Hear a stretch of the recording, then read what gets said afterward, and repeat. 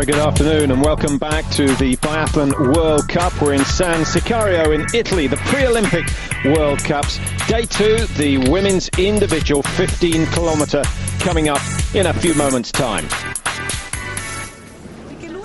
Patrick Winston and Mike Dixon, your hosts for this event, and the same conditions as yesterday, and another big field, 113 entries for the women's 15-kilometre.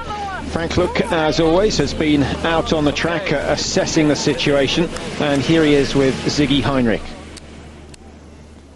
Das hier, liebe Zuschauer, ist übrigens Ziggy saying it's not my prison code, it's the number of days to the start, the opening ceremony for the Torino Winter Olympic Games. And he says the buildings may need a little bit of work before they're finished, but the tracks are in absolutely prime condition, fit for any Olympics. Frank says the track's pretty good, same as yesterday, but starting a little bit later than yesterday. There's no wind at all, and so nothing that can prevent a fair race. So he goes on really saying it's important for all the athletes to get a good result here, not only for their own confidence for this year, but also for the up-and-coming Olympics. So who are the favourites for this women's 15? Olga Pilieva, you can make that out. Sandrine Bay, he also says, is on pretty good form. Just says, let's hope that it's an interesting race and enjoy it. So also hoping for a big crowd today on the tracks, and as you can hear, Jacques Roger and Silvio Berlusconi, the Italian PM, turning up for the weekend's competition, so that should be a good occasion. So Mike, the first analysis looks just about the same as yesterday. Snow's in good condition, but we are a little later in the day. How will that affect the conditions? It may well be affected as the tail enders come in for their shooting, because we will lose a little bit of light, but they have had the advantage. The sun was very much coming in from the right when the men zeroed. Wasn't the case for the women. -9 yesterday, +7 today. +7, very warm. Snow is still down at -5. Good chill on the snow, but and we saw a lot of the men yesterday dripping with sweat, which I was surprised to see at -9, but that is because the air temperature's very warm. So a pretty tough course being set out here. We commented yesterday that the downhills weren't too technical. They're reasonably fast, but it is up and down, a lot of up and down. It's a working course again, and bear in mind we're at altitude. And the feedback from the men was, well, this is no easy track. It may look easy in profile, but you don't get an opportunity to rest, to recover at all within the race. So many of the big stars racing will go over the absentees in a few minutes' time. But Olga Pilieva, the World Cup leader, is here and is on pretty good form, but it does look as though she's going to have to fight off the up-and-coming young Norwegians and also Sandrine Bay of France, who's going very well indeed.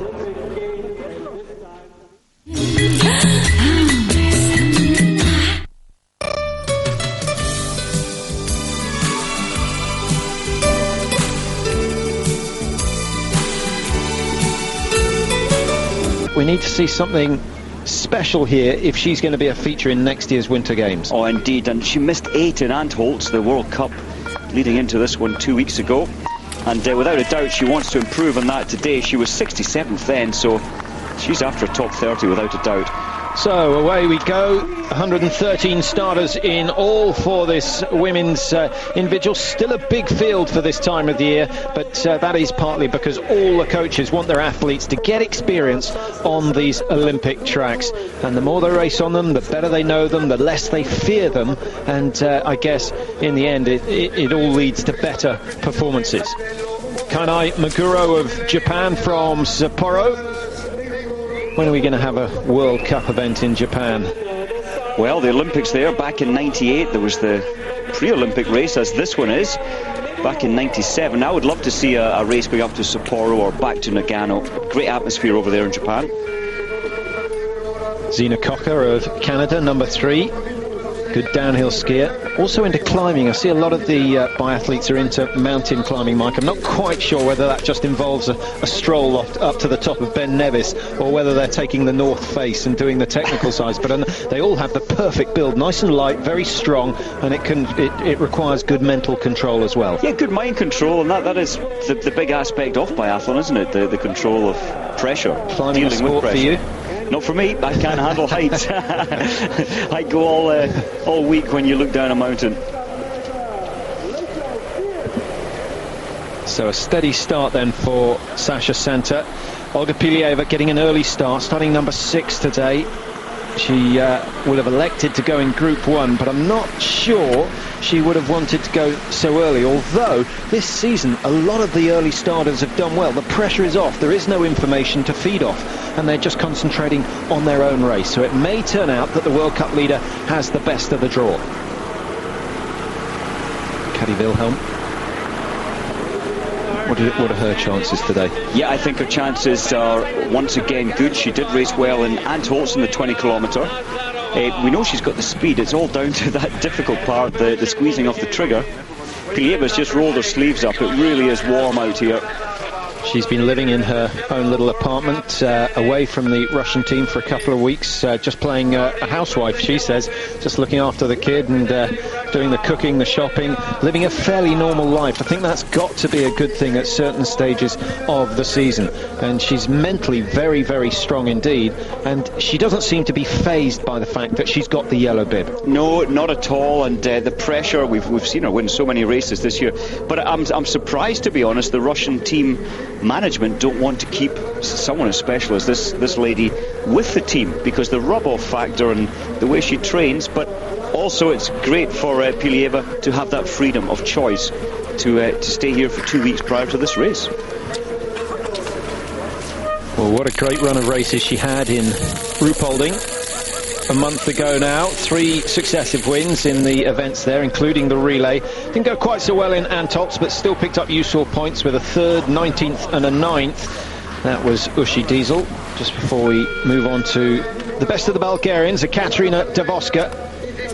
4 wins in her career, but most famously of all, the Olympic gold that she got in Nagano back in 1998.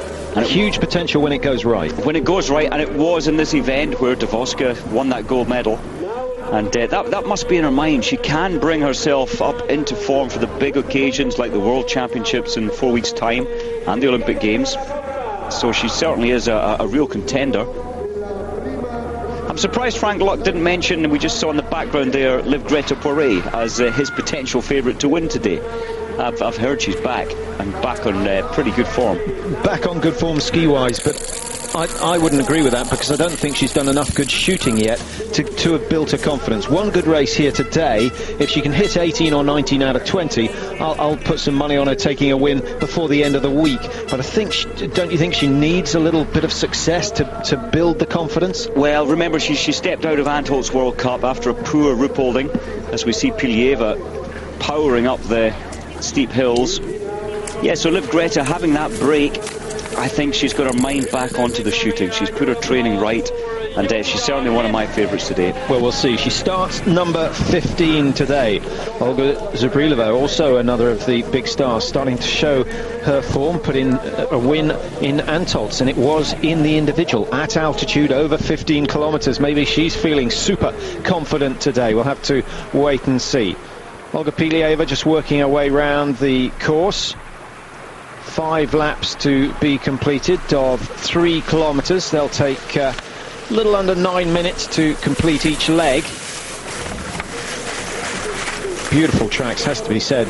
Considering how little snow they've had, they've done a fantastic job to get a base of 45-50 centimetres of artificial snow, and then obviously topped up with any natural snow that has fallen. But I'm very impressed with what they've managed to do. Indeed, and we see it often on the camera pictures, the water. They've created these big ponds of water to use as a source to make the snow. So regardless of how warm it is, next year at the Olympics there will be snow. Good to see the course as well as the cameras follow Pilieva. Roller coaster, steep climbs, a little bit of recovery, but not much. working on all the parts of the course, trying to get as much speed as possible.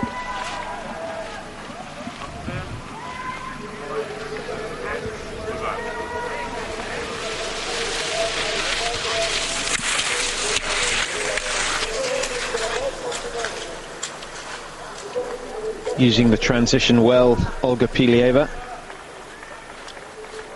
Been a couple of weeks since she's been racing, so although you can do as many interval sessions and time trials as you like, you still don't really know until you start racing just how you're going to cope with the longer distance. Looks confident enough on the downhills. I think that will be a tricky corner, Mike, if it gets icy, but in the current conditions it's not too bad. Not too testing at all. Big advantage, Pilieva, having been here 2 weeks leading into this World Cup. Well, a lot of names have started since Pilieva left. Just run through a few of those, but first to focus on Liv Greta Poiré, the World Cup winner from last year. What a season she had last year. Absolutely dominated the World Championships, but it's not gone her way this year. Liv Greta Poiré looking to find a little bit of form. Only one win so far this season.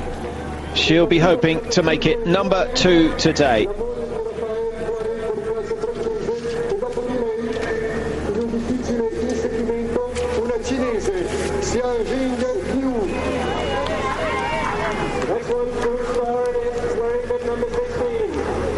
Liv Greta Poiré heading out of the stadium now. Just she'll be followed by Xingyang Liu of China, who certainly has got the potential to win. She got so close to a win in the pursuit in Ruhpolding. Fell. It really was cruel fate, wasn't it? She fell 150 meters before the finish line and was overtaken by Olga Pilieva. And, well, it would be a fantastic occasion if she could record her first win in these conditions. We had a first-time winner yesterday, Mike, with Mickey Grice. Yeah, Mickey Grice came through to say, or to do as he said he would do this season, take his first victory. He was delighted. He had to go for a walk later in the afternoon just to come to terms with it, to realise that he can win, especially on the Olympic tracks. And he put it all down to his shooting. He hit 20 out of 20. He said he was skiing okay, but it really was the shooting where he just felt very, very confident right the way throughout the race. And he, in the little interview he did later, he said it wasn't a case of nerves on the last shoot. It was just routine. And I guess he's achieved what every biathlete is after. Oh yes, difficult to hit all 20 as Uschi Diesel sets out. Look at the speed. Usschi's still on form by the look of things. 9th in the World Cup standings now. She led earlier in the season, but Diesel, I'm not sure she can win the overall. If she's going to, she's got to notch up 3 or 4 podium finishes in the next 2 weeks to have any chance. She's 124 points adrift of Olga Pilieva, the current leader, and Diesel desperately wants either a World Championship gold or the Crystal Globe. At the moment it looks as though the World Championship gold is the easier of the 2 tasks. Indeed. Just Uschi Diesel as well, she was saying that her favourite race is this one, the individual 15 kilometre, but we don't often see her shooting that well in this race, but hopefully she'll put that right today. Yeah, the conditions absolutely perfect. You would put your money on the fact that you need to shoot 19 minimum to have a chance of winning today. Well, here's someone who's certainly got a good chance, Tora Berger, the sister of Lars Berger. Taken us a bit of time to work that one out, but we got there eventually. Anyway, Tora's on good form, 15th in the World Cup standings. Now I hear, Mike, she's pretty much assured her place at the World Championships, but Lars, who is a phenomenon in biathlon in the world, is on the verge of being kicked out of the Norwegian team. Very surprised to hear that this morning. Indeed, he has to show his results in the next couple of days, or he won't be going to the World Championships. Unbelievable. I can't believe it, after the success he had in the last World Championships. First to reach the range, Sasha Santa, 4 out of 5. Remember, just no penalty loops in this individual race, a minute added to the time. I think if they had the option, they'd all go for penalty loops. Well, if Saskia compares this to her race in Antholz, she did miss 3 on her first prone shoot, so 2 minutes better today, and that must give her confidence as she heads out on the 3 kilometre loop. Is that Guro tripping over, I think, as she came off her shooting mat. Starting number 23, Kati Wilhelm, in second place in the World Cup standings. 25 points adrift of Pilieva, a chance to take the yellow bib if she gets a win, and Pilieva finishes outside the top 15. But I don't think that's hugely likely. Got her first win for the season in Antolz. So enjoys the altitude, is obviously on reasonably good form. She looks so much stronger in Antolz on that finishing straight. A very exciting finish we had. Absolutely powerful indeed. But when she did the last 20 kilometre in Antolz, she missed 4 targets on her first lying down shoot. And obviously that was a one-off error. The wind was difficult, so I'm sure she'll put that right today. I don't think you can read too much into the results from Antolz, simply because it has those conditions where you can have 3 or 4 minutes with the wind blowing at a force 6, force 7, and then 30 seconds later it's absolutely dead calm, and so there's so much luck involved, which doesn't tend to be the case here. Well, there we are. You can see it's a much less aggressive wind, and it's more guaranteed to stay in the one direction, unlike, as you say, Antolz, which is swirling left and then right. Pilieva, though, she's looking at the flags as she lay down. So Olga Pilieva obviously looking for a clear shoot, but it will give us some indication. Already see the sweat building up. The heat could be a major factor here.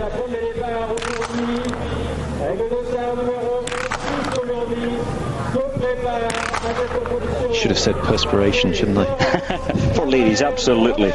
Well, she's done it again, 0, all 5 with 5, and she just looks so confident. Her 2 weeks have been well spent here, just getting used to the range and the feeling coming into the range. On a technical front, Mike, she's one of those that doesn't really bring the feet that close together. What's your feeling on that sort of style? Well, I mean, technically it's without a doubt better, as we see Liv Greta bringing her feet closer together. Technically that is a more efficient way, as you know, in physical terms, to ski. But Pilieva has that individual style. 2.7 seconds inside for Liv Greta Poiré. She's either on the sort of form that we've been led to believe by those training alongside her in Norway, or she's gone off very hard. I think the first shoot is going to be the real indication of whether she's on for a victory today. Katarina Davoska, has she managed to do something over the last couple of weeks?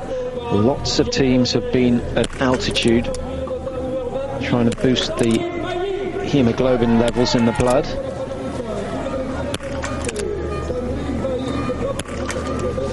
Get a good feeling. Brilliant. There are so many Bulgarian fans watching this and always wanting her to do well. Let's hope she's back in form. Certainly looks confident. Pavlina Filipova also going for Bulgaria a little later on. She starts number 48 today, but Filipova outside the top 20 in the world rankings, but certainly capable of finishing in the top 10 if she has a great day. There you see the bobsleigh facilities in the background. It's going to be a good games, Mike. I'm not sure we're going to have a huge number of Italian fans, maybe for the cross-country and the biathlon, but certainly it's accessible to all the Europeans. So we're going to have a massive Germans and Austrians, and I dare say the Scandinavians will come down in good numbers as well.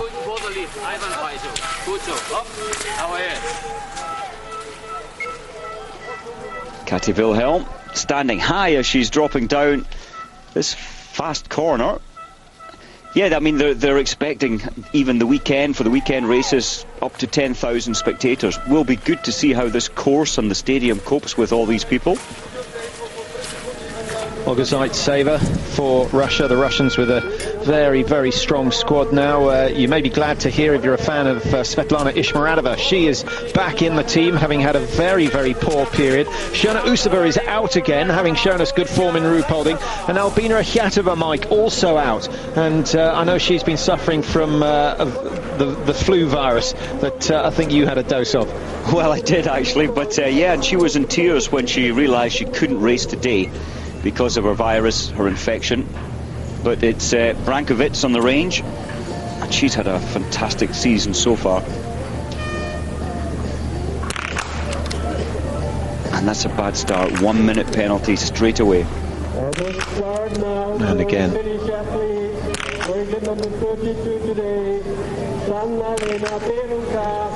2 podium finishes already this year for Brankovic, but that is not the sort of start you need in the individual. 2 penalties, 2 minutes added, and a long, long way outside the best. Sledemark goes through for Greenland. Her husband having an excellent race yesterday, finishing in the top 65 positions.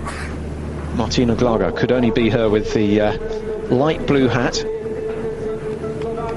Incidentally, a number of our viewers wanting to get hold of the kit with the B on, which is of course the B for Bjorn in Bjorn Daily, and if you send in some emails, we'll try and track down a supplier. The modern cross-country kit, Mike, huge improvements. Big improvements. It allows you to sweat without cooking on the inside. There's much more freedom with the equipment, and it looks good as well as Poiré settles. Now, a moment of truth for Liv Greta. Raphael Poiré finishing 7th yesterday in the men's event. Big movement in the rifle as she recocks. How expensive is that going to be? The ski speed, Mike, would have been 9:55, which with Pilieva's time at 10:03, she would have been just about on a par with Olga Pilieva, slightly ahead of Ekaterina Dvoska. So it's not the best form we've ever seen from her, but it's not too bad. Not too bad, certainly competitive, and well, 1 minute penalty. She will be out to catch that time back. Lou as well missed. She's missed the first 2. She's readjusted. She's trying to rebuild the precision. It's as if the right elbow wasn't secure. Oh, disaster. This is unusual. Moving her left elbow, her right elbow. Hasn't been out of the top 30 so far this year, but these results would indicate that she is not on her way to picking up more points. Xingyang Lu, 4 misses, the worst we've seen so far, and in danger of dropping out of the top 11 in the World Cup standings. That's very, very disappointing. She'll be really concerned, and I hope that her coach got a good view of where they were going so she can correct the sights. I cannot believe those were just errors. Well, interestingly, Musagang now scoping for Ushi Diesel here. He was watching the Chinese where she was missing. But he can't tell Ushi. You're not allowed to give information when the athlete's shooting. Ushi changes the sights whether anyone tells her or not. She always does, doesn't she? Good start, 9:52. It's certainly competitive. She's going to be just outside Olga Pilieva's time, depending on how quick she can get the sticks up and get out of the range. Here she comes, Ushi Diesel, another promising start from her. Remember, she needs wins desperately if she's going to take the overall crown this year. Olga Pilieva on her way round, second loop at the moment, coming in for the second shoot very shortly, and she's got a lead of 10 seconds. Now, I saw Uwe Musagang slightly shaking his head when Ushi left the range. Oh, maybe it's because every shot is in the middle. Absolutely. Oh, that was to the right, but I think this is going to be close. In the centre. Not bad. Slightly longer delay, a little low right, but on the whole, nothing to complain about there. Tora Berger, is she still on the form that we saw in Antolz a couple of weeks ago? 2 times second in Antolz, so she's been proving herself this season.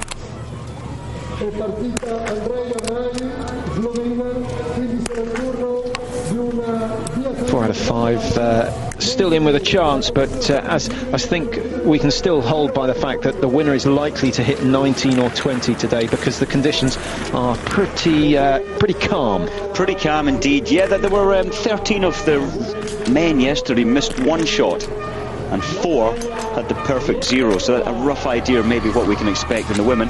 Zubrilova, fantastic. The wind is now beginning to, as the sun begins to drop again, there's little currents of wind spinning around. Didn't affect Zubrilova. And a good time as well. That'll give her confidence. And of course, Zabrilova won the last of the individuals in Antolz, but she came 41st in the first individual of the season in Oslo. So a mixed bag of results, but certainly in Oslo she wasn't on form. And she, above all others, when she's skiing well, she shoots well. When she's skiing badly, the shooting is an absolute disaster. It's something that they go hand in hand with her. It's not the case with everyone, but certainly it is with Zabrilova. Now, what about Kadi Wilhelm? Fast enough to win. Has she matured enough to take an individual World Cup? It's quite a twist, if you like, in her left wrist. Normally it's better to keep it locked, but that's her style of shooting. Missed one though.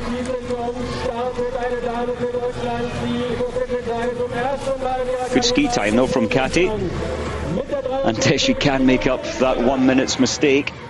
Splits the two Norwegians. Poirier in 8th now, Wilhelm 9, Berger 10. The top three at the moment after the first shoot: Pilieva, Diesel, Zabrilova. Those three have all gone clear, and in fact the top 7 have all gone clear.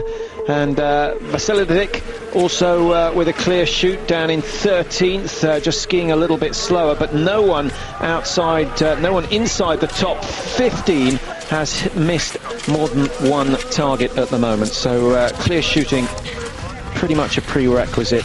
Bushy Diesel taking on some fluid early on, very sensible move. It's no good taking the fluid once you're dehydrated. The damage is done. Difficult to catch your drink properly here, in that you need to tuck down low and pick up the speed on the downhill. Good start so far for Nazarova. See the wind blowing the label on the back of her race bib. I've got a good idea for a drinks mechanism, Mike. A small bag with a tube and one of those camelback sort of feeding teats at the end of it, but just a small one that takes maybe 2 gulps, maybe 100 millilitres or so, with a Velcro patch on it, and you just stick it on your shoulder so you can drink for the next 30-40 seconds or so. Could absolutely work, especially in a race like this. But Pilieva, the perfect shoot again. Yeah, maybe when you're grabbing the drink as you're skiing along, the German spot there was slightly better, I think, than the Norwegians yesterday, when they lost a lot of. They were standing up high on a very fast downhill. You want to get into the tuck down position. Now here's someone that Frank Luck thought could take the win here today, Sandrine Bailly, and it looks very good. 9:34. She's skiing fast as well. Olga Pilieva's time is going to go, and Sandrine Bailly is going to set the new pace. 10:03 she's after. She's right up at the top end of the range. 9:42. Astonishing run so far. 21 seconds inside.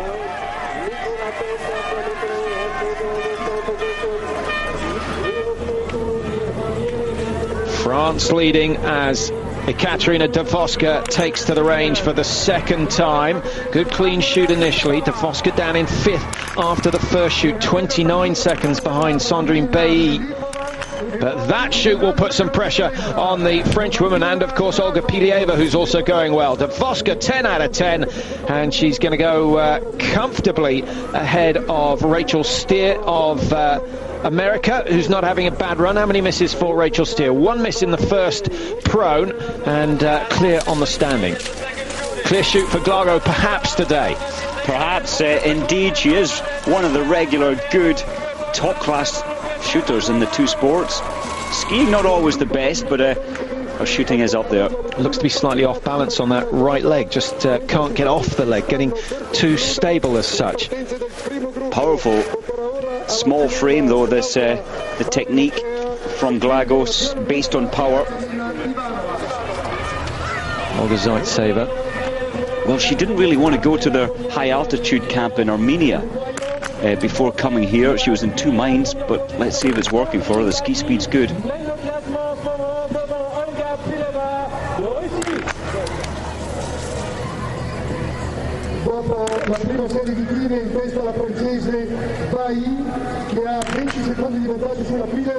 Yeah, certainly no harm with the shooting. She took a little longer than Sandrine Bailly, so I don't think the time is an indication of how much slower than the French woman she is.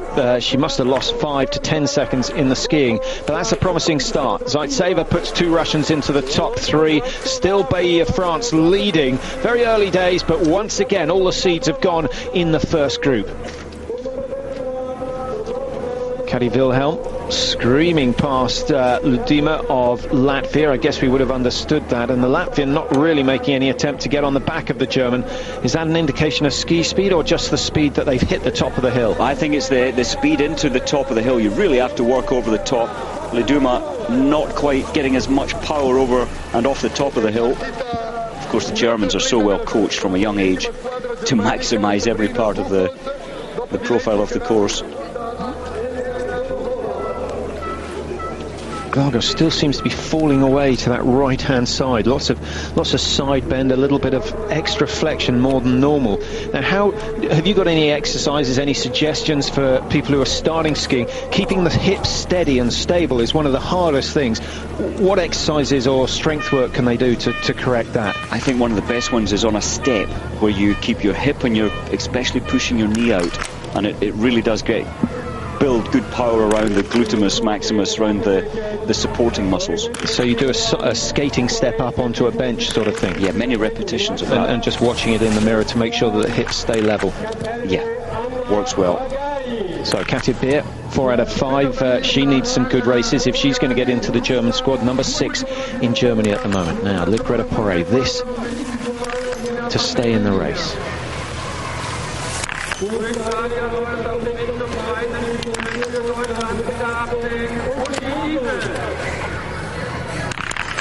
Change in rhythm for the last shot, but she gets it down. 9 out of 10 for Poiré. The time is reasonably good. 20:24 is Davoska's time. Pilieva still leading with 20:15.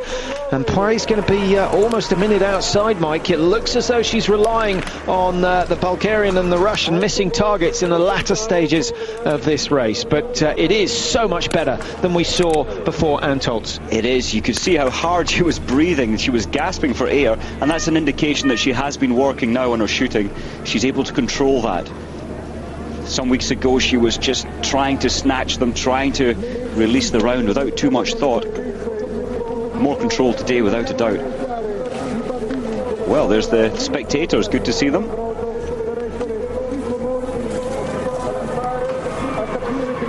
Uschi Diesel, I think she's had a haircut since Antolz. That's a few grams gone. You see out of her headband the little white paper, it looks like. Well, that's earlier when the sun was coming in from the right eye. So bright. The sun is spinning around now behind the range, so she probably won't use it.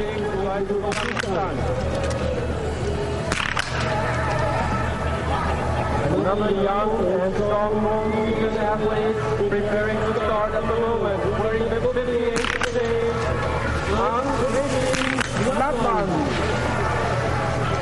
Dopo la seconda serie di tiri è in testa la russa Pilieva con 20 minuti e 15 secondi davanti alla Davoska. She's being very deliberate, not risking or reducing her risk of missing by taking her time. Excellent stuff from Uschi Diesel. That certainly shows that she's got the right frame of mind to take the victory here in San-Sicaro. Katrine Arpel with a miss on her first pro, and that could prove very expensive. So many of the fast skiers shooting well at the moment, the likes of Zabrilova, Diesel, Davoska. Of course, one miss just from Liv Greta Poiré. And good to see that Rachel Steer still up in the top rankings after the second shoot. Lying in 5th position at the moment, the American lives in Alaska. What a place to train that must be. Oh, fantastic. And Rachel Steer has often shown us that she can shoot so well in the 15-kilometre. Davoska's skis are certainly gliding a lot slower than Martina Glago. And that's a pity. When you've a top-class engine, a top-class athlete, and the skis aren't gliding certainly as well as your main contenders, it makes life difficult for you. Davoska can just hold Glago on the outside of that turn. That will certainly annoy the German. She should have put a little bit more effort in to get in front before that big long uphill corner. Zabrilova with her first mistake. Ski time is good though. So 4 out of 5 for Zabrilova, on a level par with Liv Greta Poiré after the second shoot. In fact, she slowed down a little after the first round, Mike. She's lost 10-15 seconds to the likes of Pilieva and Poiré. Guseva, huge potential. And huge pressure today, Patrick. This is her last chance to prove herself this season. Well, this week, or have they said specifically this individual race? This weekend, yeah, this weekend of racing. And if she doesn't improve her results, she won't be going to the World Championships. It's a lot of pressure. Simone Denkinger in the caption. Caddy Wilhelm makes it 9 out of 10 as well. So an interesting situation developing. Denkinger with one miss. Really, she's the sort of skier who needs to hit 19 out of 20. So her last chance has gone. She's got to go clear from here on in. Caddy Wilhelm will be strong enough to ski into the top 5 with just one miss. 21.02. And that puts her into 4th position. Pilieva, Davoska, Diesel, the top 3 at the moment. Those 3 all clear. Then Wilhelm, Poiré, Zabrilova, Berger and Steer in 4, 5, 6, 7 and 8. And they've all missed 1 apiece. Zina Kocher of Canada, Micah. Excellent start from her. 9th position at the moment. 2:16 off the pace, 1 miss. That is good. The Canadians are beginning to lift their performances. And Robin Clegg in the men's side, normally reliable in the 4 shoots, the individual race. I thought Katrine Appel would catch Ushi. She's 1 lap behind, if you like, and I thought she would catch her. Left the range only 7 seconds behind Ushi. But look at the aggression here, as usual. And another drink. Quite right, it's warm today, you lose a lot of sweat. Well, you only have to lose 1% of your fluid levels for your performance to start dropping off. And it's not only the current race, it's all about recovery later. Eating and drinking during a longer race, essential. And then, of course, after a race like this, the sooner they get the food into the body, the better. What a time from Sandrine Bailly. She's shooting fast as well.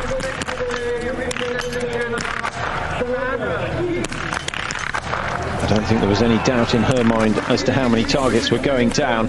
That looks like a race-winning performance. What a shame it's not a sprint. She's got to do it all over again. She reached the halfway stage, and Sandrine Bailly of France has the lead, and it's a healthy one. Pilieva goes down a second, and she is now, 40 seconds, 50.3 seconds behind.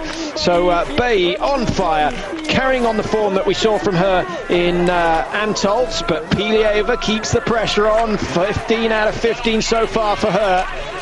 Poiré climbing up the order, starting to turn the screws now. 27.04 her time. Well, as Pilieva and Bailly ski off into the distance, I'm wondering if Pilieva, it would be a good tactic if she can close the 7 seconds that she left the range behind Pilieva.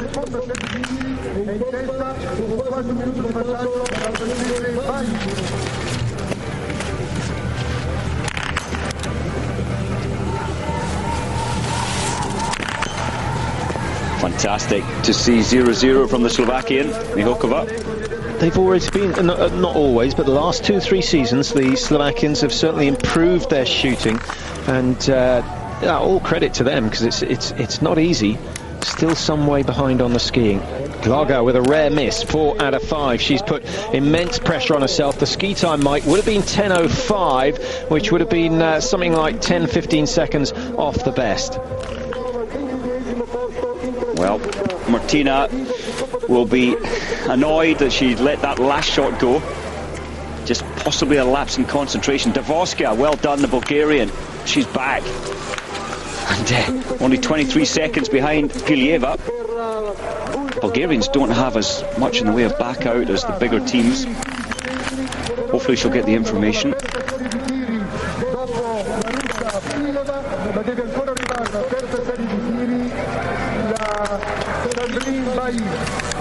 So Zaitseva makes her first mistake, and that could be very expensive, but the Russians will keep a keen eye on Olga Pilieva, who's still going well. 15 out of 15 for her, and Davoska, of course, from Bulgaria, has joined Pilieva after that 3rd shoot.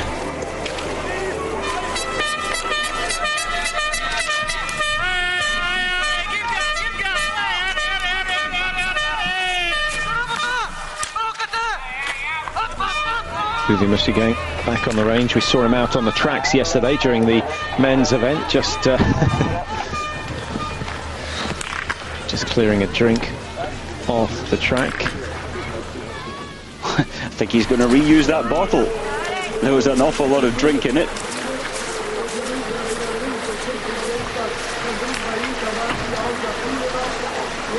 Well, Martina's certainly looking aggressive out there, as if she's in good form.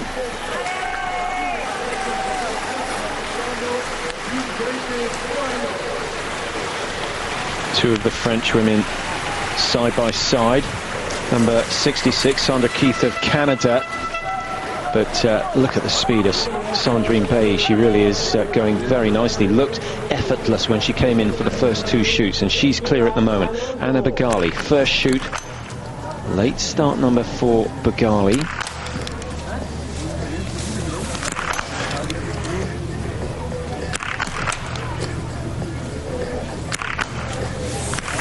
Pretty good. It looked so stable for Bagali. Perunka from Finland, she missed two on the stand. Her strength is her shooting, but not today. And the ski time respectable for Bagali. She hasn't raced since the 14th of January, so to be within 21 seconds of Sandrine Bay, I think she'll be delighted with that. Certainly the Russians looking strong as a squad, Mike, must be favourites surely to take the World Championship relay. With the likes of Pilieva, Bagali, Shona Usova, Ishmaratova, Zaitseva, the list just goes on and on and on. And also bringing new and young biathletes in as well. The coaches are being pretty intelligent to give these young biathletes an opportunity. Big moment for Liv Greta Poiré.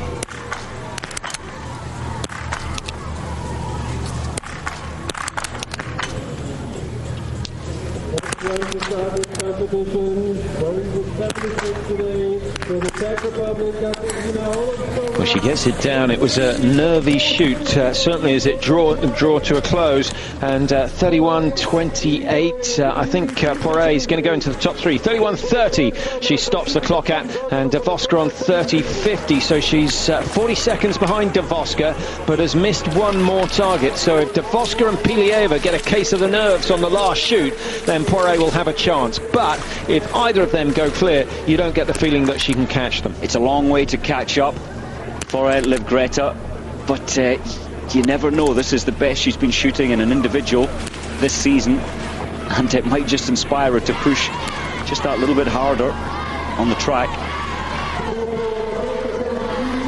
Well, you can see the British flag up there. We have got Emma Fowler racing today, and Emma's been on pretty good form, so we're hoping for a decent run today. She's got to miss two in the first stand, which is bad news. You said at the British Championships, Mike, she was starting to lose the shooting form. She was winning the races, but her shooting form, sadly for Emma, was beginning to leave her. Let's hope she can, in the final two visits to the range, put that back together. Ushi adjusting her sights again. She adjusted down, which is indicating the light is decreasing, and it's working so far. As the light goes down, it is sensible to adjust the sights down as well.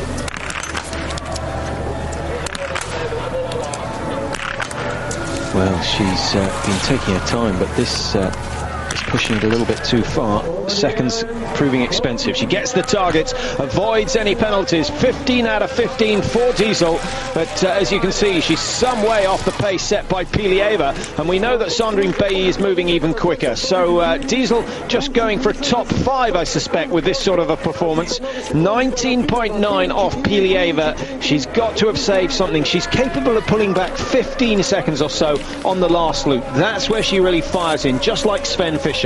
That's Ushi Diesel's strength, and I think this is Liv Greta's strength today as well. She's taking it steady, focusing on the shooting, but I think she's ready to unleash more skiing power out on the tracks. You get that impression that she is climbing this steep hill. Steep is a bit of an understatement. It's almost a cliff. It's reminiscent of the big climb in Ruhpolding that's really cruel when you hit it in the last and the penultimate lap, and if it makes it look as though Poiré is struggling a little, you know just how steep it is. Indeed, it certainly does. There's Guseva, the top caption. She has to perform well this weekend of racing. to stay in the Russian team. It's a lot of pressure to cope with, but she clears 5 out of 5. Another mistake from Elena Zabrilova. It's not going to be a winning day for the Belarus athlete.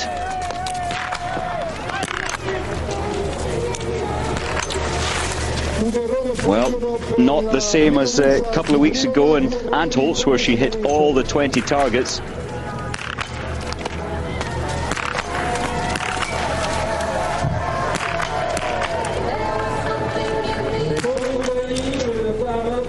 Now, Cassie Wilhelm skiing very well, but 2 mistakes. So I'm afraid she is out of the shake-up for a top 3, but certainly a chance of getting in the top 10. It's all about picking up points. Remember, Wilhelm lying in 2nd place in the World Cup standings at the moment. She's 25 points adrift of Olga Pilieva, and with Pilieva clear at the moment, it looks as though the Russian could extend her lead today.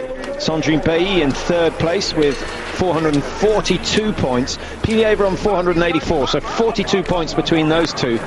And Bailly really has to get the win to start clawing back that difference. Bailly out in the track is in form. Good chance to see Olofsson. Why do you think she started so late? I don't know why she was put so far down.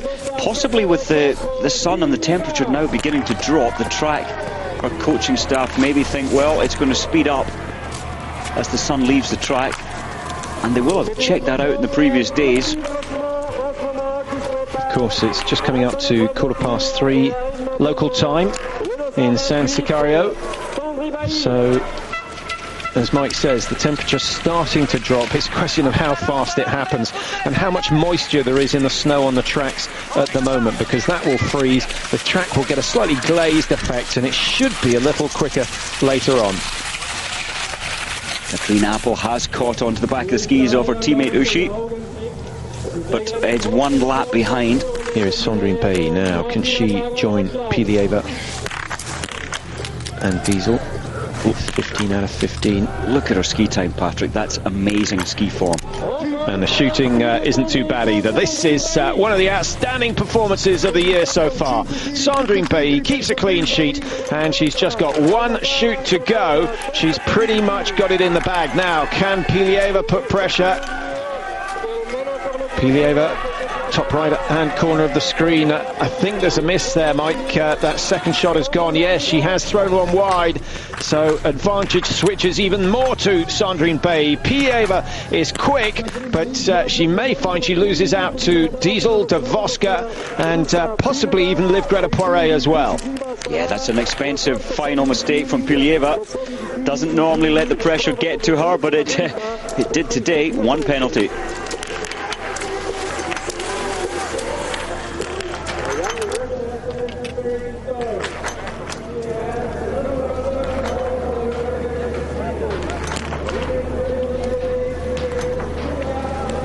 So the 2nd shot, this should be the one that goes wide for Pilieva.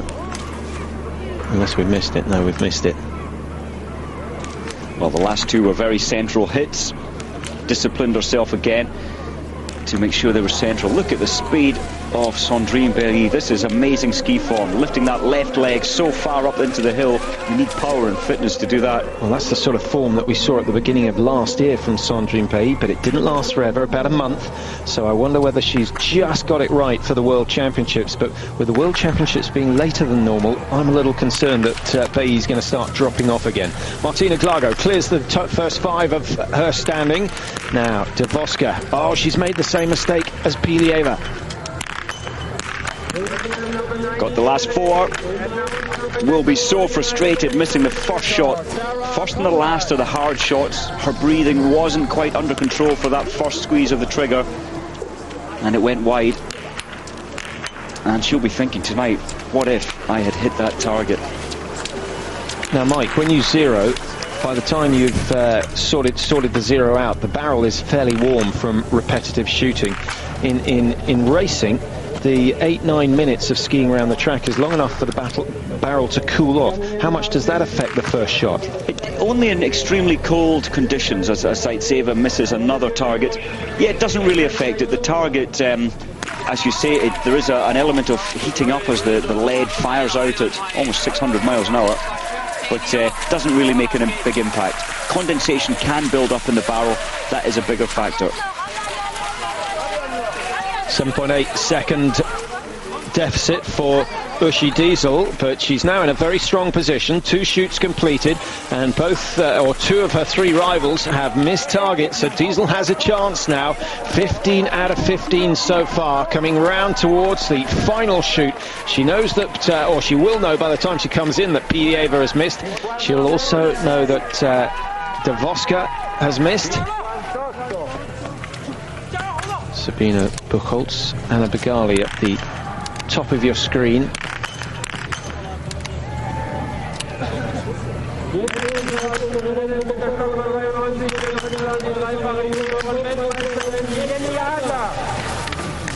Begali keeping it stable. That's a very good performance. Not quite as fast as Sandrine Bailly, but it's going to go ahead of her teammate Pilieva. And that will put her into the top 2 positions. So, Bailly, Begali, Pilieva, the leaders at the second shoot. Bailly still to go through the 4th shoot, but she's clear after the 3rd. And Pilieva, we know, has missed one in the last shoot. So it is all change. After the 2nd shoot so far, the top 6 all clear. And then 13, 14, Helena Rova and Lanny Barnes of USA are both clear as well at that stage. After the 3rd shoot, the top 4 are clear. And the mistakes coming thick and fast in the 2nd of the prone shoots. Ystad of Norway, a disastrous start, 4 minutes added already.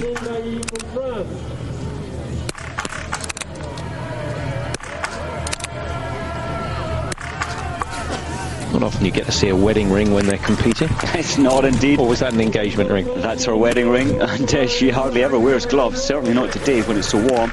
Now a big moment for Liv Greta. Chance to join the top 3. Expensive.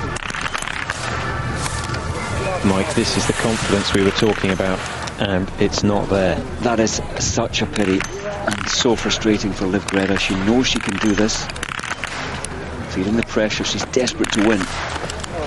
Oh, now that is an absolute disaster. The ski form is good, we've seen that. Perhaps not the fastest, no one's on the same sort of form as Sandrine Bailly, but for Poiré to throw 3 wide on the last shoot is an absolute nightmare for her. Come Saturday morning and the women's sprint, she's going to be a bag of nerves again. As you said, a nightmare. It's a nightmare of confidence to be leading or to be coming in top 3 positions. If you even miss 1, she could have been top 3, but then to miss 3. Oh, is that Uschi falling? Tripping over the mats? Or was it Buchholz? It's certainly not Uschi Diesel. I think it was Katja Beer, actually. Here's Uschi for her final shoot. Looks confident. I think she's just been given the news about the others. Big, big smile on Uschi Diesel's face. Now, can she hold the nerve together? The most experienced biathlete in the field. Fantastic record of results.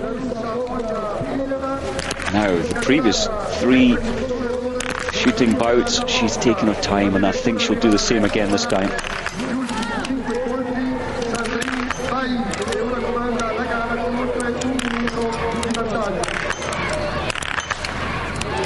Very deliberate, even the recocking mechanism, she's doing that slowly. Oh, she's missed her first target. And her next miss. So 2 go wide for Uschi Diesel, and the pressure just mounting and mounting, and there's only 1 woman left now who can complete the clear shoot, certainly of the top skiers, and that is Sandrine Bailly. 15 out of 15 for the Frenchwoman so far.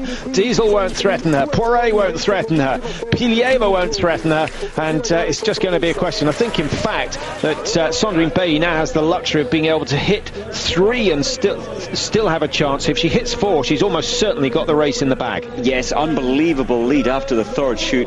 Uschi Diesel shaking her head in disgust, disbelief.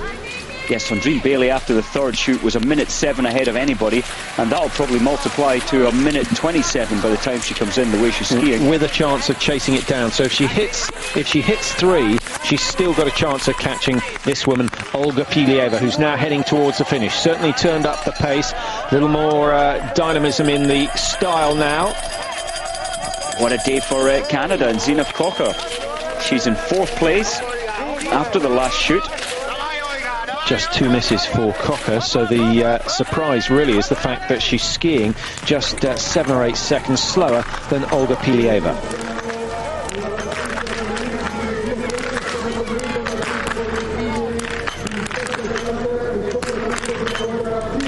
Another poor finish for Elena Zabrilova. It doesn't matter how experienced you are, Mike. The 3 biggest names in the sport over the last 5 years or so, Poiré, Diesel, Zabrilova, all making a complete hash of the last shoot. Now, what will Caddy Wilhelm do?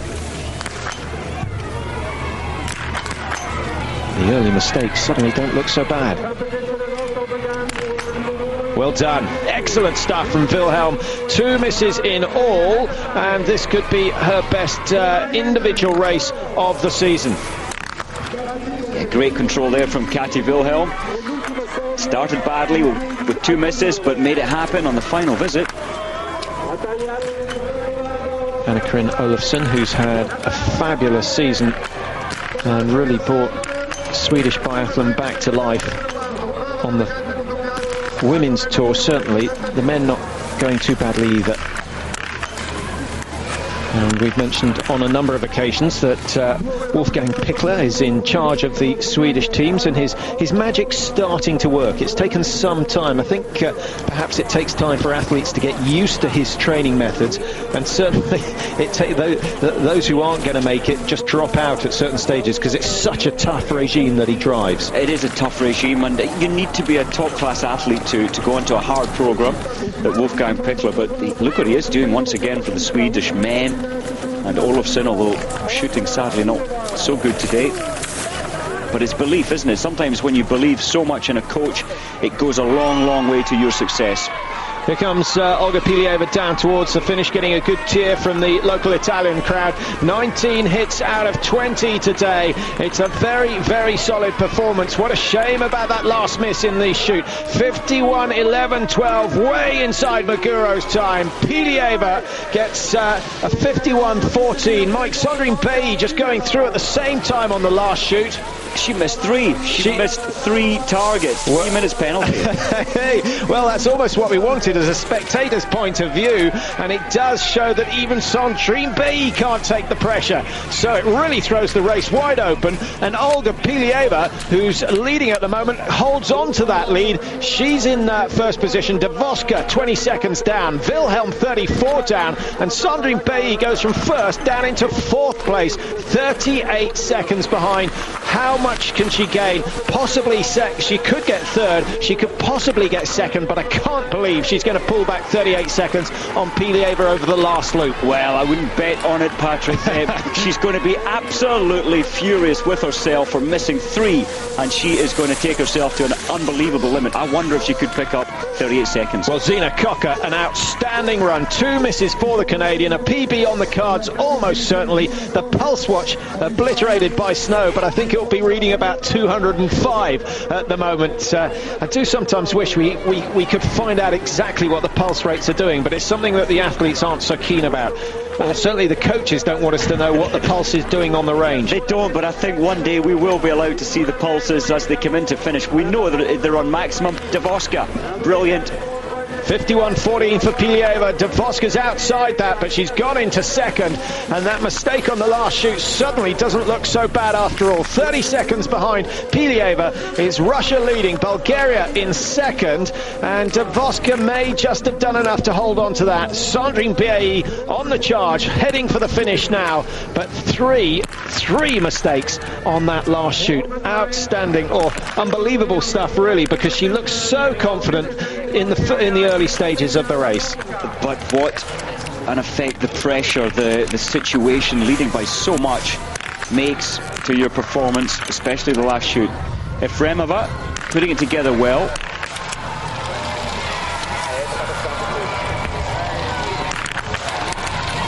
Very different aperture to the rear sight. Quite a big eye relief, the distance from the eye to the sight. Oh, missed her last three badly. Normally a very good shot on the World Cup Tour. Now Poiré has got to dig deep. Here's someone who also missed three on the last shoot, Uschi Diesel. Well, it doesn't matter what she does on the range, she will push hard. Lying in 5th position after that 4th shoot, 1:15 off the lead. I think she's got too much to do to catch Sandrine Bay. 2 misses in all for Diesel today. Both of those coming in the final shoot. Look at that, her chin gets closer and closer to the ground. It's never the most elegant of skiing from Diesel, but you just have to sit back and admire the work rate that she's prepared to put in. 4 misses for Zaitseva, 2:44 down. It's a good ski. It's a good ski, but again, a great shot like Zaitseva missing 2 targets in the 2 out of 5 in the final shoot. Uschi's taken 14 seconds off Pilieva's ski time with a further, 1 kilometre to go. But it's a climb back up to the finish area, so that plays into Diesel's advantage, but I think the gap too big between the last of the split times. We'll try and keep an eye on that because Sandrine Bay will be coming through in a minute.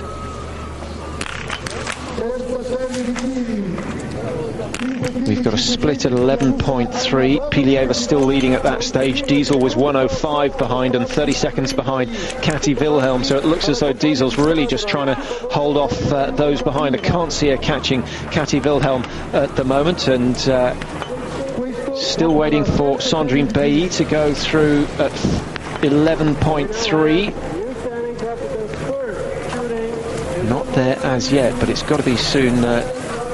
She's on her last lap, remember, Sandrine.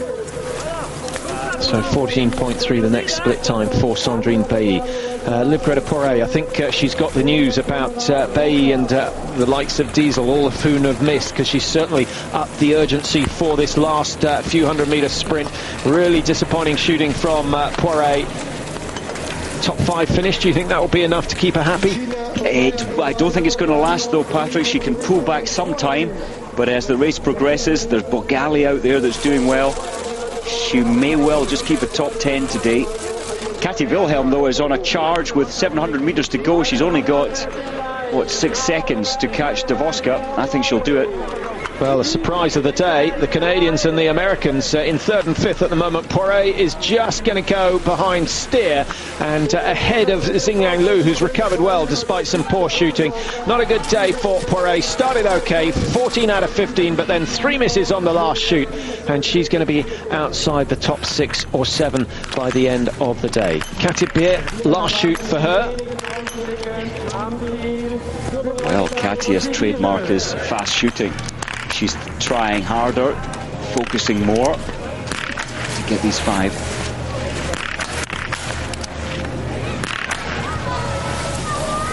Now, complete break of position after missing, rebuilding the position. Well done. Just starting to tire on that 3rd shoot with a slightly slower shoot, just suddenly finding that there's not enough oxygen in the body to hold the position. Yeah, thin air up here on the Olympic site. Uschi. 52.15 for Uschi Diesel, into 3rd, recovers well, but my goodness, will she rue those 2 misses on the last shoot.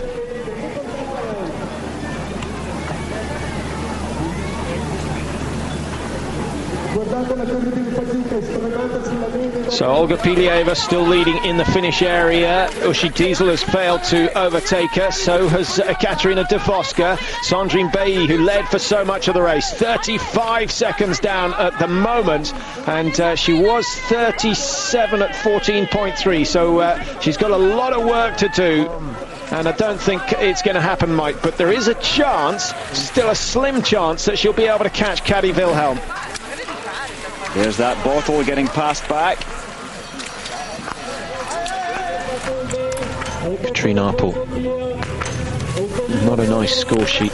wouldn't be too bad for golf, but for biathlon, 1-2-1 is not so impressive. 5 misses in all for Katrine Apel, and I don't think she's going to make an impression on the top 3. That could be expensive in terms of a relay place at the World Championships, and I guess we'll see that on Sunday, whether Katrine gets picked for the German team. Indeed, there's so much to fight for. There's pressure from all angles. You have to make the relay team, you have to make the World Championships team, and that's why we've seen so many athletes tripping up on the last 5 shots. Tora Berger heading home now. 3 misses in all for Berger, and a top 10 finish very much on the cards as she comes in. Cocker's time of 54.34 has survived. In fact, it hasn't survived. She's going to be inside that, so the Canadian gets pushed down to 5th position, and Tora Berger with another great finish. She's in 4th at the moment. Zabrilova pushes Cocker down yet another place. Berger survives. Kadi Wilhelm comes in 51.36, goes into 2nd. Great finish by Kadi Wilhelm. Good shooting on the day, just 2 misses, and I think that's probably going to be the fastest ski time of the day. 22 seconds behind Pilieva with 1 more target miss. So Wilhelm, the woman on form, will get an idea of just how quick Sandrine Bay's ski time is in around 3 minutes time when she comes across the line. Denkinger. Well, this is very good from Denkinger. Hold your nerve. Great stuff. Denkinger back on form, and we get a smile as a result of that. She knows that is good, and that is going to give her, what, an extra 4-5% of energy for the last 3-kilometre loop. Indeed, but can she catch her teammate? She might go out just ahead of Wilhelm. She has. She's gone out in 3rd position. Remember, Wilhelm has come through in the finish in 2nd place with a great final lap ski. I don't think Denkinger can match that sort of speed. She's only got a 3-second advantage over Wilhelm. She's going to need every single member of the German team out there supporting her if she's going to hang on to a top 3 today. Ishmaratova, good shooting, very good shooting. What a comeback. Oh, I spoke too soon. That was her chance of taking the win today.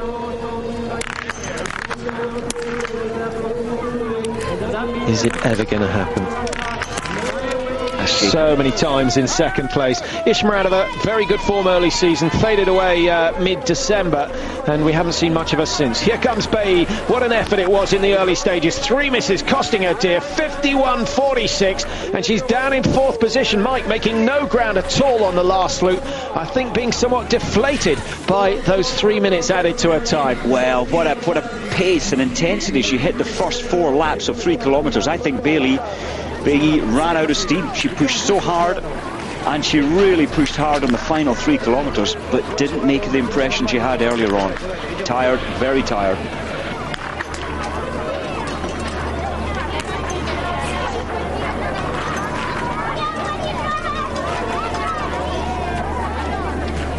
So the race not quite over yet, but Olga Pilieva will be thinking she has notched up yet another victory this season and will extend her lead in the World Cup. 4 wins so far this year. I don't think she would be able to believe her luck, because she must have known that Sandrine Bay was going well, and when she finished she will have seen the score on the score sheet saying that she was a couple of minutes ahead, despite the fact that she'd hit the same number of targets. And then suddenly Bay throws 3 wide, and she ends up 32 seconds down, so 1.5 minutes quicker than Pilieva over the snow, which I think makes her just a fraction quicker than Kadi Wilhelm. Yes, it does indeed. But I think it was a great move for Pilieva. She wasn't happy to go to Armenia and up to high altitude. She's come here, she's relaxed, did miss 1 target, and so far it's looking very good for another victory. Surprisingly, Patrick, nobody yet has hit all 20 targets. And just 2 on 19. So the standard perhaps not quite as good as we thought. The early standard up to the 3rd shoot, Mike, the standard was quite unbelievable. But then you add the fatigue, and you add the nerve, and you add the race situation, and suddenly it's not quite as easy as they thought. Indeed, and the severity of the track, I did say yesterday that it's relatively easy, but you don't get any rest. And you're coming in to shoot, especially in the 4th time you're shooting, and you really are fatigued, having climbed all the way up to the range. if we switched it round and we had the standing first and then the prone, standing prone, do you think we'd see a different sort of score sheets, different mentality? I do, to be honest, yeah. If it was stand prone, you're at least more stable in the lying down position for that final 5 shots. What about giving the athletes the choice? That would make it interesting. I think everybody would go for stand prone. I think we'd have mayhem on the range, but certainly an interesting concept, maybe something we'll see in the future. Olga Zaitseva, not a bad run from her, and in fact the Russian team I think will be delighted with the way things are going at the moment. They've got Pilieva in first, Zaitseva now moved up into 7th position. And Michela Ponza, Mike, this is another encouraging run from her. The best of the Italians so far this year, Ponza.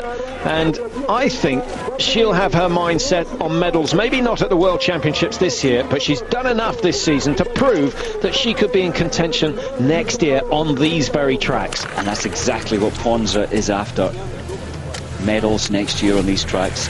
Now, Glago, not fast enough to threaten the top 3. Struggling. See, we don't often see Martina, one of the best shots, but this is an indication of the difficulty up into the shooting point and the air, the lack of it.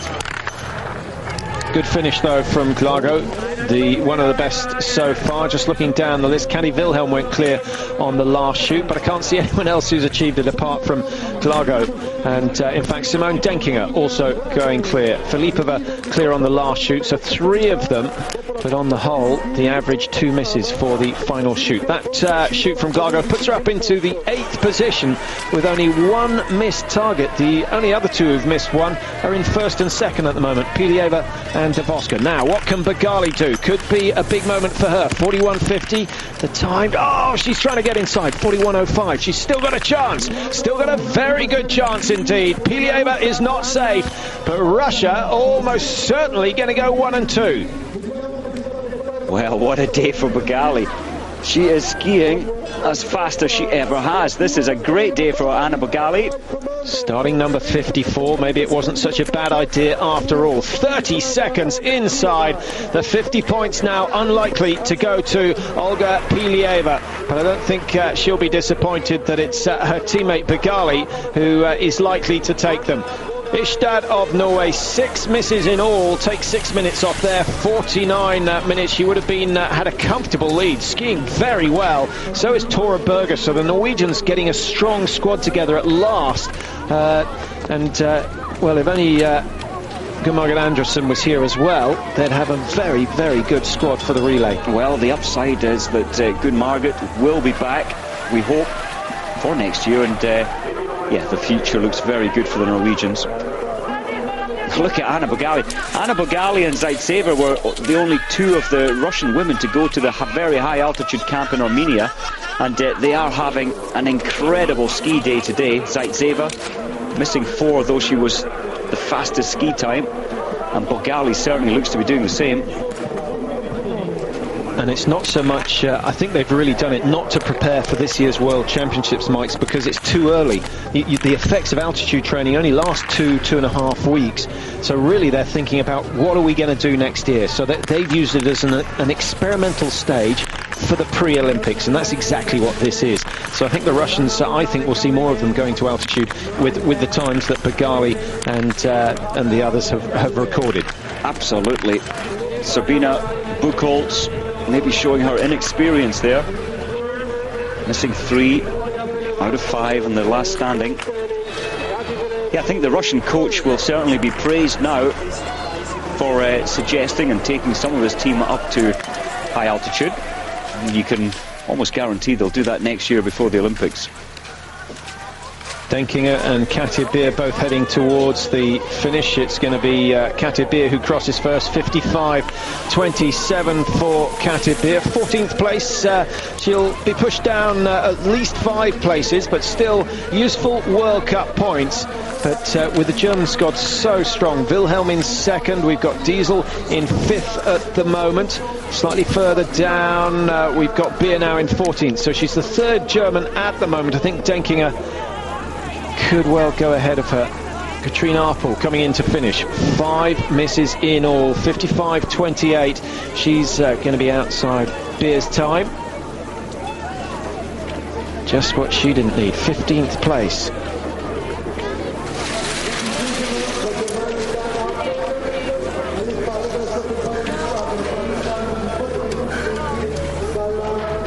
Simone Denkinger looking tired as she heads towards the finish. A good shooting score from Denkinger. Missed one shot in the first pro and the same result in the first standing, but has been clean since then. Look at the times, Patrick. With 700 metres to go, she has only 0.3 of a second ahead of her teammate Wilhelm. 700 metres to go. Well, she's fighting well. She's only had a margin of 3 seconds at the start, so she's held that much for 1.5 kilometres, Mike. In fact, 2.5 kilometres, because she's only got 700 metres, as you say, and I think we'll probably see the order change. But if Denkinger's got good skis and can just use the upper body strength that she's got so much of, then she may just hold on to a podium finish. That's what she's after. Into the straight now, just fractions of a second. 51.36 has gone. Wilhelm's finish was absolutely blistering. De Vosker's going to be beaten in 4th place, so Denkinger goes 3rd, De Vosker down a 4th, and that was a superb finish from Simone Denkinger, and it all came from that last shoot where she took her time and boosted her confidence, and she came out of the range like an absolute rocket. So she goes 3rd, Wilhelm 2nd, Pilieva still hanging on to 1st place, but for how long? We still have Anna Bagali out on the course. Guseva, Mike, do you think she's done enough to gain selection? 19th place at the moment? It might just be enough for the coaches to think, well, it's respectable, it's inside the World Cup points, but when you've got so many of the Russian team performing so well, I don't know. You can't keep testing your athletes. Do you think she'll go for a transfer? How much will that cost the British team? Well, excuse me, certainly Guseva is going to be good in the future. Lost confidence this year, and that's a great performance again for Ishmaratova. Up into 6th at the moment for Ishmaratova. 48 seconds down off the pace, 2 misses, so skiing just a fraction. In fact, 12 seconds faster than Olga Pilieva, so Ishmaratova is on great form as well. Anna-Karin Olofsson, don't tell us that her run of good form has come to an end. Good shoot to boost morale.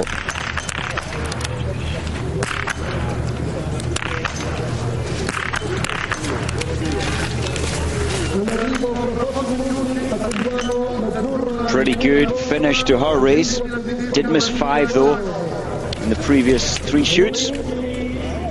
Just looking at the split times, and incredibly the fastest skier in the final 3 loops of 3 kilometres has been the Japanese athlete Meguro, but she missed 8 targets.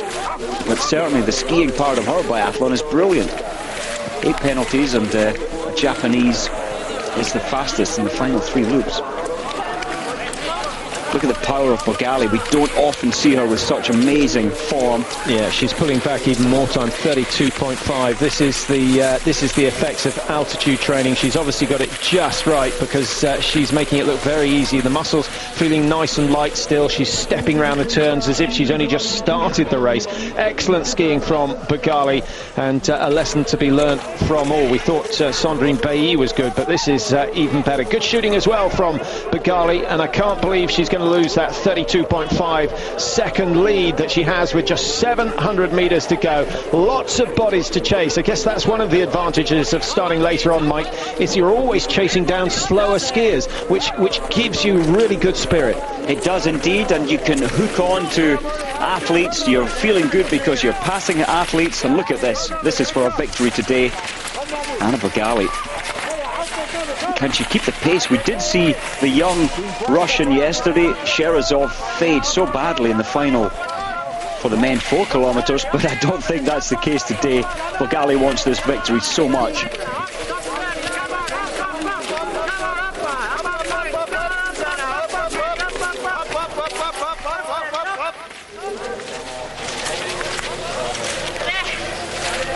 Olga Pilieva's time now looking in danger. 51.14 for Pilieva.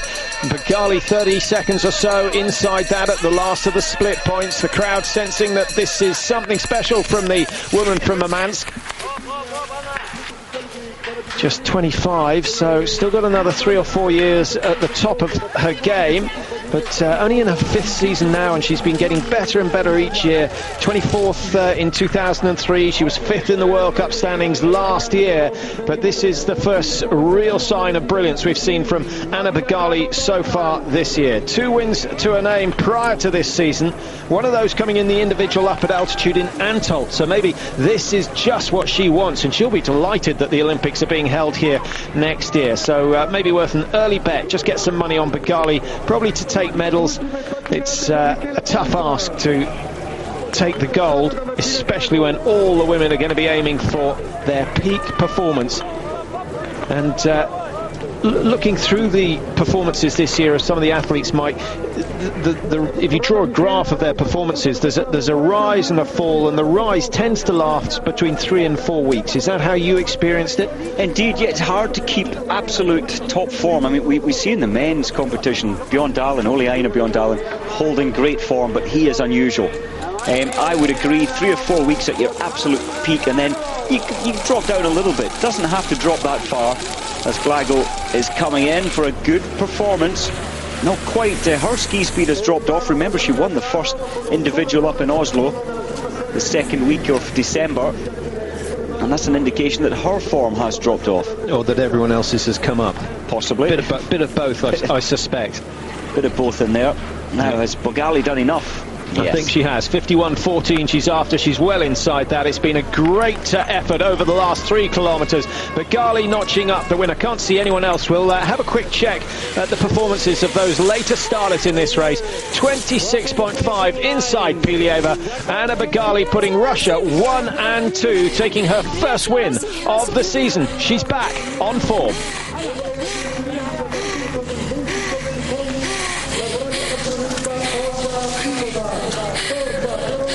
Well, so happy, Begali. One kisses to the camera.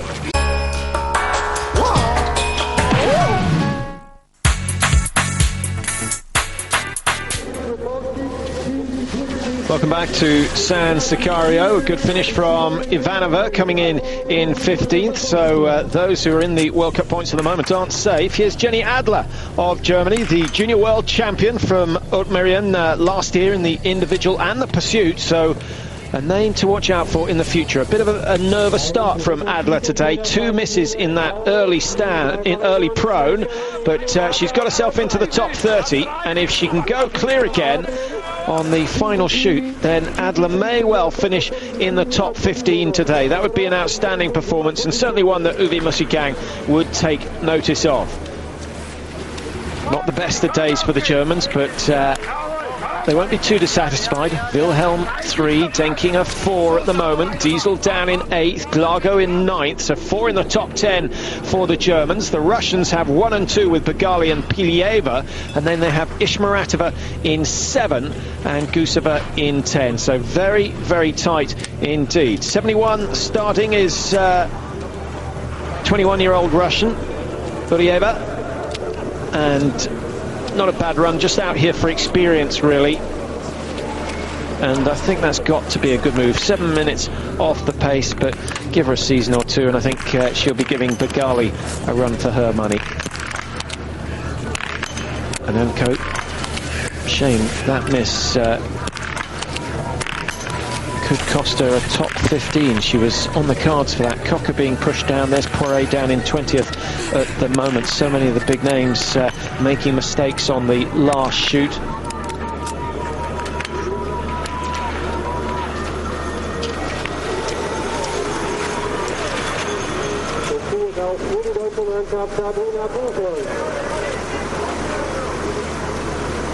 So no change in the top positions at the moment. Just going back to the 3rd shoot, looking for some of the later starters who've made an impression. We saw Michaela Ponza go through. In fact, number 64, Kochecha of Romania has had an astonishing run. She's clear after the first 3 shoots and up in the top 12 at the moment. So we'll try and keep an eye out for her. No one else outside the top 60 features in the top 20. Grigorin to make it 19 out of 20 and record a very respectable time. World Cup points possibly for the first time this year.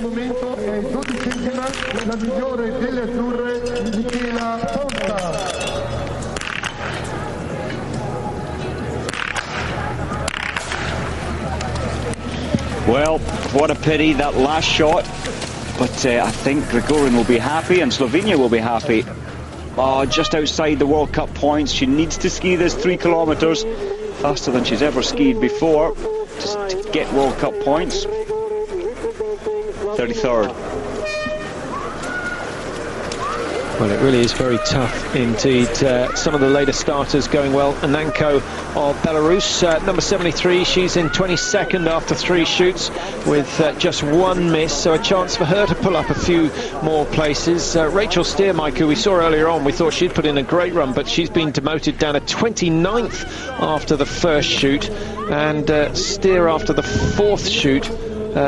Dropping out of the top 20, so not quite such a strong finish as we suspected. Still in the World Cup points though, and that will be a good performance. Emma Fowler out there on the course today for Great Britain, a couple of times in the top 50 this season. She's now looking to break into the top 40, just slowly winding up her aims and goals for the race, but the shooting not too hot today from Emma. 5 misses in all, 4 in the standing, 1 in the prone, and she's a good 10 minutes behind the leaders, so that's one she'll want to forget and now focus on Saturday's sprint event, which is her next chance of getting a good run. Olofsson of Sweden looks happy enough with things, but it didn't start brilliantly for her. No, but she did manage to turn it around, and she's one of the few athletes to hit all 5 in the last standing. So there is something good to come from every race, or you can take out of every performance, and that's what she'll be looking at, the control in her last shoot. 19 out of 20 hits for Kadava as she comes in. Been a good day for the Bulgarian team. They'll be very encouraged with the way things have gone with the likes of Davoska, and a solid performance once again.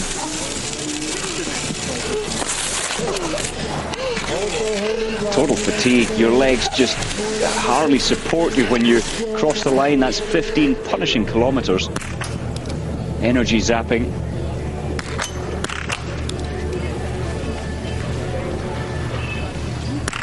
Good to see some other nations on the range. Normally we just focus on the best. The Romanian now, Pordea.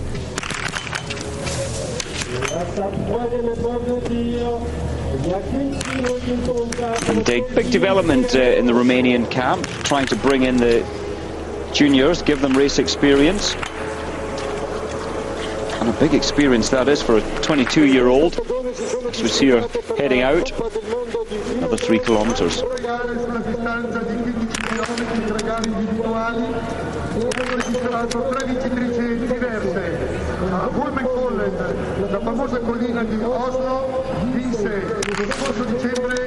Very heavy rifle stock, Moguina. The Russians, I think, have opted, they have a lot of strength. Their rifles are generally heavier than the rest of the field, and I think that's a good thing. You need a good heavy, a good rifle, should I say, and a heavier one reduces the body movements or the pulse going through the rifle. It does help your shooting performances.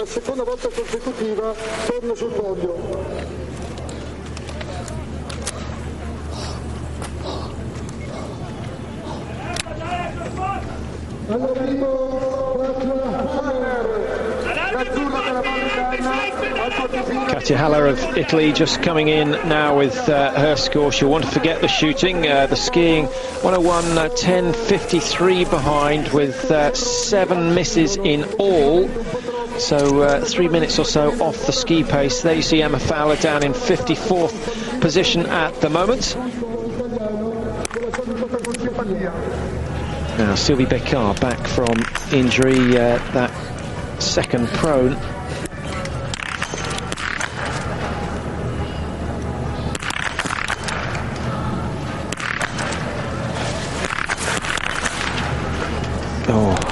What a shame. That would have lifted the spirits a little as she hit all 5, but misses the last one. Strange format of targets. Reminds me of Magdalena Forsberg when she was around. That helps take the pressure off. It reduces the big impact of this is my last shot. Just changing the order there. But Sylvie's race...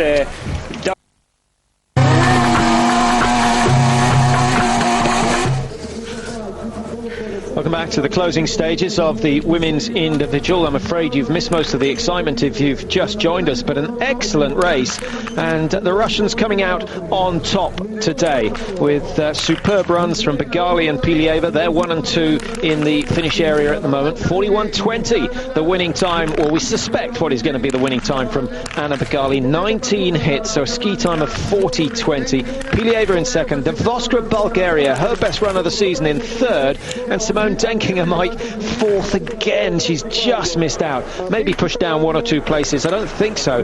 But Denkinger is one of those who just doesn't seem to be able to take that step onto the podium. It's strange. She went out after the final shoot in third place and just dropped down into 4th. She will be disappointed. Would prefer to be on the podium, but Wilhelm skied the faster final 3 kilometres. Grishva and Guidon, the 2 main Polish competitors, both usually very good with the rifle. Just looking at the top 20, we've got an American in there, and Rachel Steer. We have Sweden, Canada, Zina Kocher, 17th. 2 Bulgarians, Filipova, and of course Dvoska, and 1 Italian. So Ponza did manage to place 14th. She knows she can do better than that because her shooting can be better. She missed 2 targets. And 2 of the Belarus athletes, Ivanova and Zubrilova, one behind the other, 15th and 16th position. Tanaka clear on her second prone shoot.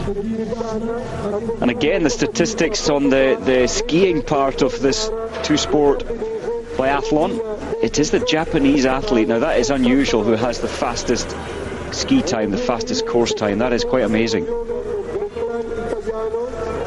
Kanai Meguro was faster than all others. Olofsson second. That's on the last lap. It's on the last 3 laps, and her average overall is the best. The average over the whole lot is the best. Absolutely. So Meguro, someone we need to watch out for. Now, what can the junior world champion do? Jenny Adler. It really was a very promising run up to this stage. But don't forget that so many of the big names have done exactly the same. Diesel missing on the last shoot, Poiré missing on the last shoot, and Sandrine Bailly critically missing 3 on the last shoot, going from first down into her current position at the finish of 6th. So it has cost her 6 places. She almost had it in the bag. We'd almost given her the gold medal for today, but proving once again that that last standing shoot is a real hurdle. Well, this young lady is going to be one of the big names. As you said, she's junior world champion. Missed her 2 shots there. She seemed to rush it just a little bit too much. But the future is bright for Adler.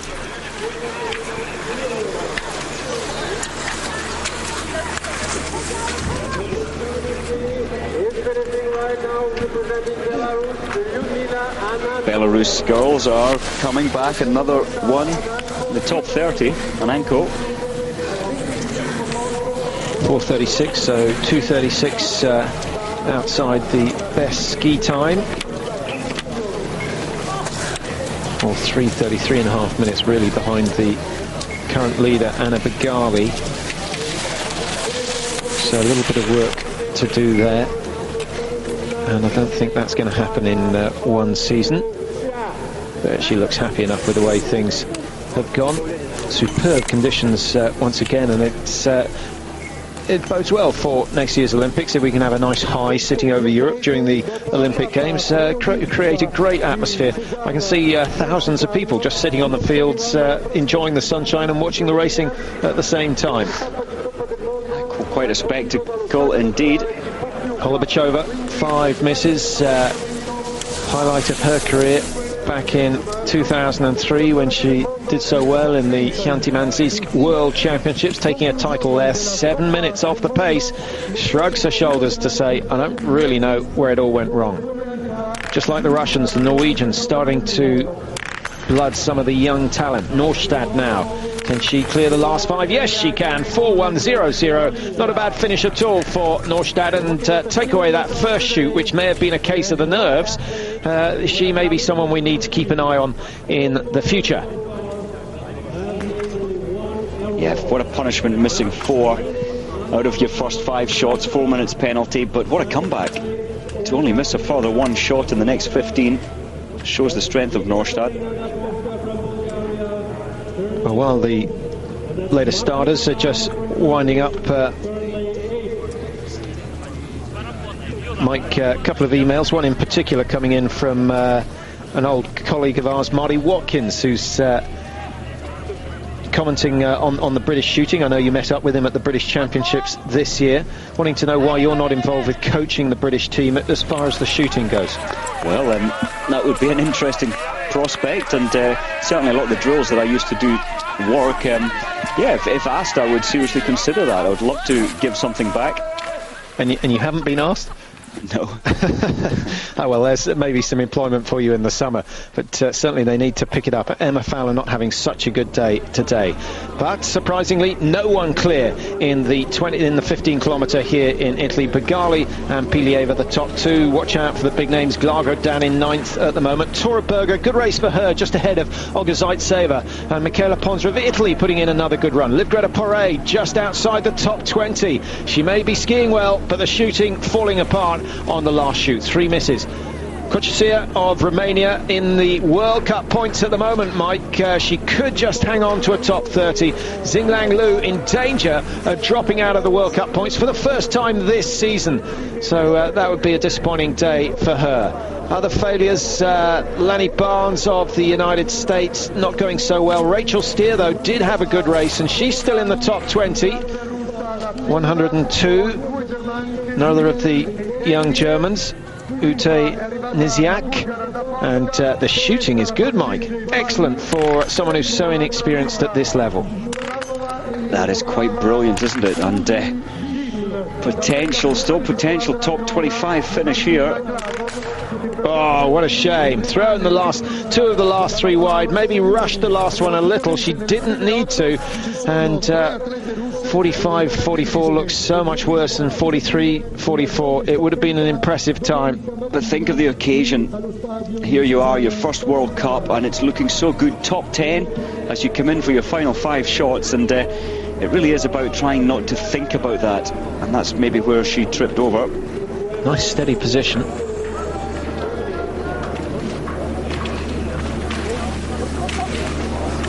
Certainly the arm cuff looks to be very tight to hold it in position. Any preference on that? A lot of people do like the arm cuff, especially in the pro, and it holds you, it supports the rifle. If you have it too tight, you really do feel the pulse coming through your left arm. Many athletes do like it tight. I certainly didn't like it too tight when I was racing. Tight but not over tight, so you could get your finger in between your arm and the cuff.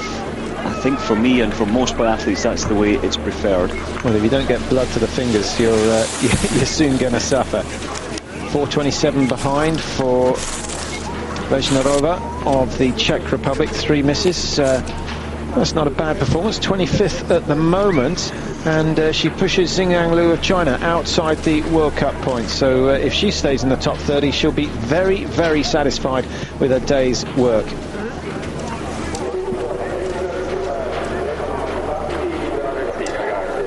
Looking down the list of late starters, Martine Albert of Canada, Mike, not been on brilliant form so far, starting number 99 today. Still waiting to see her best, because in past years she has been the best of the Canadians. Martine Albert has had some fantastic results. She did retire though the last 3 years, so making a comeback. And she did at one point go over to Bulgaria to train with the Bulgarian women. That was 4 years ago, and learned a lot from the system there and how they structured their year plan. Sylvie Beckart, not a day to remember. 5-6 misses in all, and 8.56 down off the lead of Begali. 3, 2, 1, 0. On throughout the season, and a chance to see some of the young stars that may be making it in 2-3 seasons' time. Yeah, Kolinchik will be very happy, missing 3, I think, hitting 17 out of 20. Maybe even get in the relay team. 22-year-old.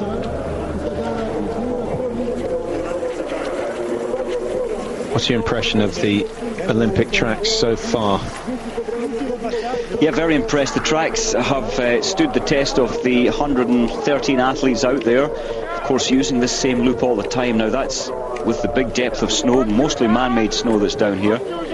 And we can guarantee, regardless of the temperature, the show will go on next year. Very little natural snow around this area. In fact, it just seems to be the little corner of the Alps here that hasn't picked up on the snow. It's been snowing so much over in Ruhpolding and Antholz. All depends on the wind direction as to whether it drops on these slopes or not. They've got enough, obviously, to hold these races, but it's going to be an expensive process to ensure that they have the tracks in prime condition for next year's Olympic Games. As far as dress rehearsals go, everything seems to have run fairly smoothly. We haven't had any technical problems with the targets, and no real complaints from the athletes about the tracks, just saying they're tough. Very tough indeed, that's the main reading. Were some complaints last night at the team captains meeting, mainly from the bigger teams, if you like, who are accommodated at a lower altitude. The poorer teams are up at 2,000 metres, which is doesn't help your recovery after the races here. But some complaints about the food in the better hotels, believe it or not, and some problems with the waxing irons and the waxing huts, but all that will be sorted out before the Olympics next year. A new venue, there's always going to be some issues, some areas where it can be improved on. But surely all the top teams bring their own food anyway. So many of the teams have their own chefs to prepare the food that they always eat, and that stands to reason that you're going to perform better on food that you and your people have been brought up with for generations. Yeah, possibly, but it's such a big operation to carry. Yeah, it's such a backup. Not every team can afford to do that. A couple of haggis for you then. Give us some haggis. Now, number 112, the penultimate starter here, Grudicek of Slovenia. Is she going to be the first to go clear? That would